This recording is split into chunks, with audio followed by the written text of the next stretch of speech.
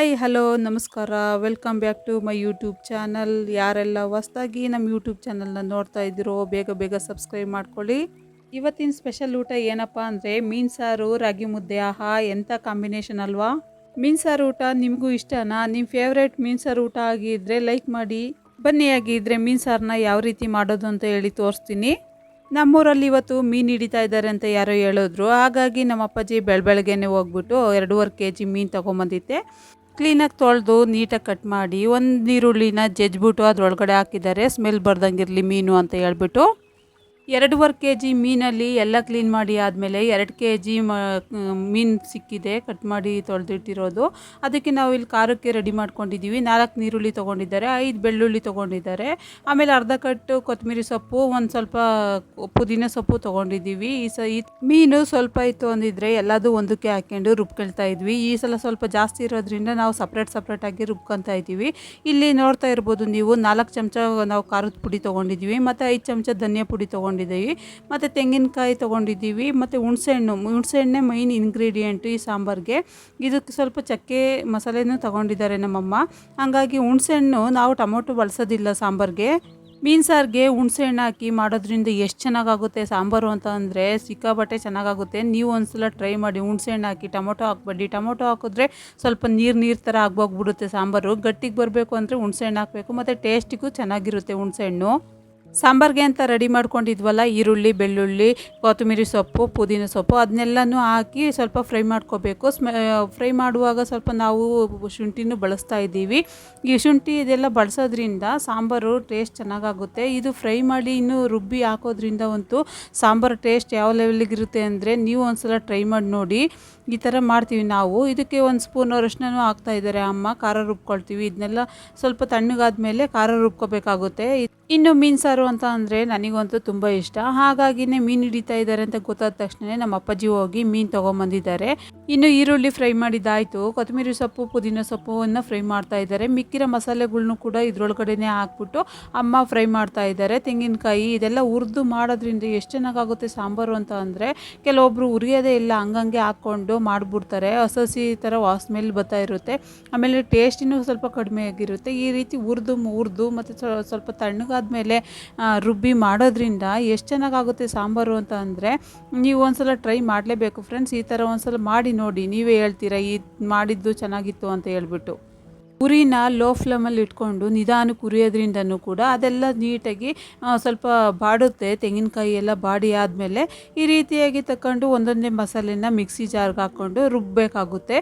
ರುಬ್ಕೊಂಡು ನುಣ್ಣಗೆ ರುಬ್ಕೊಂಡಾದ್ಮೇಲೆ ನಾವು ಸಾಂಬಾರಿಗೆಲ್ಲದೂ ರೆಡಿ ಮಾಡ್ಕೋಬೇಕಾಗುತ್ತೆ. ನೀವು ನೋಡ್ತಾ ಇರ್ಬೋದು ಫ್ರೆಂಡ್ಸ್, ಇಲ್ಲಿ ಖಾರಕ್ಕೆಲ್ಲ ರೆಡಿ ಮಾಡ್ಕೊಂಡಿದ್ದೀವಿ. ತೆಂಗಿನಕಾಯಿ, ಚಕ್ಕೆ ಅದೆಲ್ಲ ಒಂದು ಕಡೆ ಸಪ್ರೇಟ್ ಮಾಡಿಕೊಂಡು, ಮತ್ತು ಖಾರ ಸಾಂಬಾರದ್ದು ಅದೆಲ್ಲ ಸಪ್ರೇಟಾಗಿ ಮಾಡ್ಕೊಂಡಿದ್ದಾರೆ. ಇನ್ನು ಗ್ರೀನ್ ಕೊತ್ತಂಬರಿ ಸೊಪ್ಪು, ಪುದೀನ ಸೊಪ್ಪು ಅದೆಲ್ಲ ಒಂದು ಕಡೆ ಸಪ್ರೇಟಾಗಿ ಮಾಡಿಕೊಂಡು ಈ ಕಲರ್ಫುಲ್ ಆಗೋ ಥರ ಬೌಲಿಗೆ ಹಾಕ್ಕೊಂಡು ಇಟ್ಕೊಂಡಿದ್ದೀವಿ. ನೀವಿಲ್ಲಿ ನೋಡ್ತಾ ಇರ್ಬೋದು.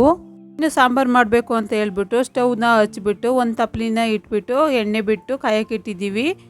ಇನ್ನು ಸ್ವಲ್ಪ ಎಣ್ಣೆ ಬೆಚ್ಚಗಾದ್ಮೇಲೆ ನಾವು ಇಲ್ಲೇನು ಈರುಳ್ಳಿ ಏನು ಹಾಕ್ತಾಯಿಲ್ಲ ಒಗ್ಗರಣೆಗೆ ಅಂತ ಹೇಳ್ಬಿಟ್ಟು ಡೈರೆಕ್ಟಾಗಿ ಗ್ರೀನ್ ಮಸಾಲನೇ ಹಾಕ್ತಾ ಇದ್ದಾರೆ ಅಮ್ಮ. ಚೆನ್ನಾಗಿ ಹಸಿ ವಾಸನೆ ಹೋಗೋವರೆಗೂ ಇದನ್ನು ಚೆನ್ನಾಗಿ ಫ್ರೈ ಮಾಡ್ಕೋಬೇಕಾಗುತ್ತೆ. ಹಸಿ ವಾಸನೆ ಹೋಗೋವರೆಗೂ ಲೋ ಫ್ಲೇಮಲ್ಲೇ ಇಟ್ಕೊಂಡು ಚೆನ್ನಾಗಿ ಕುದಿಸ್ಬೇಕಾಗುತ್ತೆ. ಅದಾದಮೇಲೆ ನೆಕ್ಸ್ಟ್ ಮಸಾಲೆ ಹಾಕಬೇಕಾಗುತ್ತೆ. ಯಾಕೆಂದರೆ ಎಲ್ಲ ಒಟ್ಟೊಟ್ಟಿಗೆ ಹಾಕ್ಬಿಟ್ರೆ ಚೆನ್ನಾಗಿ ಆಗೋದಿಲ್ಲ ಒಂಥರ ಸಾಂಬಾರು. ಹಾಗಾಗಿ ನೀವು ನೋಡ್ತಾ ಇರ್ಬೋದು, ಇಲ್ಲಿ ಕುದಿಯೋಕೆ ಸ್ಟಾರ್ಟ್ ಆಗ್ತಾ ಇದೆ.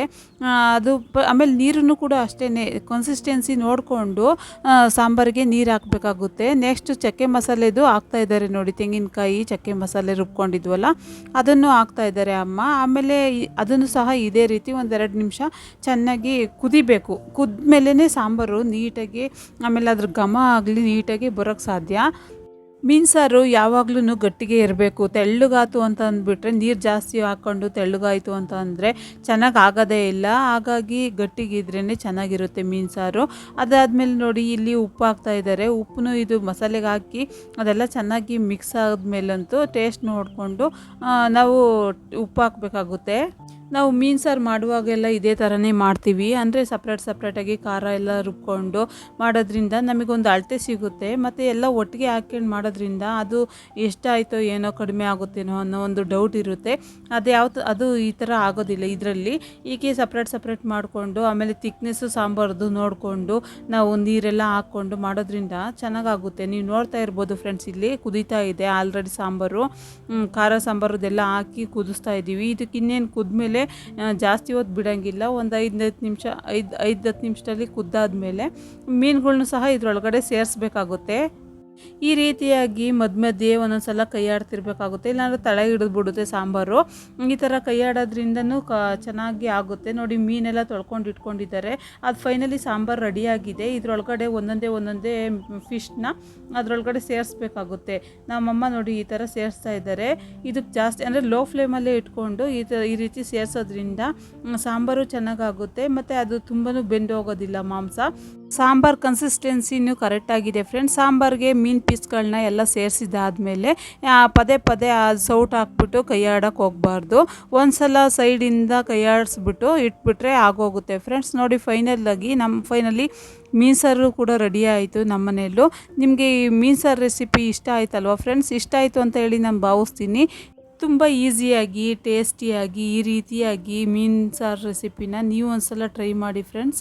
ನೀವೇ ಹೇಳ್ತೀರಾ ತುಂಬ ಚೆನ್ನಾಗಿ ಮೀನು ಸಾರು ಬಂದಿತ್ತು ಅಂತ ಹೇಳ್ಬಿಟ್ಟು. ಇನ್ನು ಮೀನು ಸಾರನ್ನ ಈ ರೀತಿಯಾಗಿ ಮಾಡ್ಕೊಂಡು ತಿನ್ನೋದ್ರಿಂದ ನಮ್ಮ ಹೆಲ್ತ್ಗೂ ತುಂಬಾ ಬೆನಿಫಿಟ್ಸ್ಗಳು ಇದ್ದಾವೆ. ಮೀನಿನಲ್ಲಿ ಪ್ರೋಟೀನು, ಒಮೆಗಾ 3, ಕೊಬ್ಬಿನಾಂಶಗಳು, B12, ವಿಟಮಿನ್ ಡಿ, ಕ್ಯಾಲ್ಸಿಯಮ್ಮು, ರಂಜಕಗಳು, ಸೆಲಿನಿಯಂಗಳಂತಹ ಅಗತ್ಯವಾದ ಪೋಷಕಾಂಶಗಳು ನಮ್ಮ ದೇಹಕ್ಕೆ ಸಿಗ್ತವೆ. ಮೀನನ್ನು ತಿನ್ನೋದ್ರಿಂದ ದೇಹದಲ್ಲಿರುವ ಕೆಟ್ಟ ಕೊಲೆಸ್ಟ್ರಾಲ್ಗಳನ್ನು ಕಡಿಮೆ ಮಾಡಿ ಹೃದಯಾಘಾತದ ಅಪಘಾತವನ್ನು ತಡೆಗಟ್ಟುತ್ತದೆ ಈ ಮೀನು. ಇನ್ನು ಈ ಮೀನನ್ನ ತಿನ್ನೋದ್ರಿಂದ ಮೆದುಳಿನ ಬೆಳವಣಿಗೆಗೆ ಸಹಾಯ ಮಾಡುತ್ತೆ, ಜ್ಞಾಪಕ ಶಕ್ತಿಯನ್ನು ಹೆಚ್ಚಿಸುತ್ತೆ, ಕಣ್ಣಿನ ದೃಷ್ಟಿಕೋನವನ್ನು ಸುಧಾರಿಸುತ್ತೆ ಅಂತ ಹೇಳ್ಬೋದು. ಇನ್ನು ಆರೋಗ್ಯಕ್ಕೆ ತುಂಬಾ ಸಹಾಯಕಾರಿಯಾಗಿದೆ. ನಿಮಗೆಲ್ಲ ಈ ಮೀನು ಸಾರು ರೆಸಿಪಿ ಇಷ್ಟ ಆಗಿದ್ರೆ ನೀವು ಮೀನು ತೊಗೊಂಬಂದು ಈ ರೆಸಿಪಿನ ಟ್ರೈ ಮಾಡಿ ಫ್ರೆಂಡ್ಸ್. ರೆಸಿಪಿ ಟ್ರೈ ಮಾಡೋ ಮೂಲಕ share, comment, like and subscribe ಮಾಡೋದನ್ನು ಮರಿಬೇಡಿ ಫ್ರೆಂಡ್ಸ್. ಆ್ಯಂಡ್ ನಿಮ್ಮೆಲ್ಲರ ಸಪೋರ್ಟು ನನಗೆ ಹೀಗೇ ಇರಲಿ ಅಂತ ನಾನು ಕೇಳ್ಕೊತೀನಿ. ನಿಮಗೆಲ್ಲ ಇಷ್ಟ ಆಗಿರುವಂಥ ಈ ಮೀನು ಸಾರು ರೆಸಿಪಿಯೊಂದಿಗೆ ನಾನು ಇವತ್ತಿನ ನನ್ನ ಬ್ಲಾಗ್ನ ಮುಗಿಸ್ತಾ ಇದ್ದೀನಿ. Have a good day friends. Take care. Bye. ಸಿಗೋಣ ನೆಕ್ಸ್ಟ್ ವಿಡಿಯೋದಲ್ಲಿ.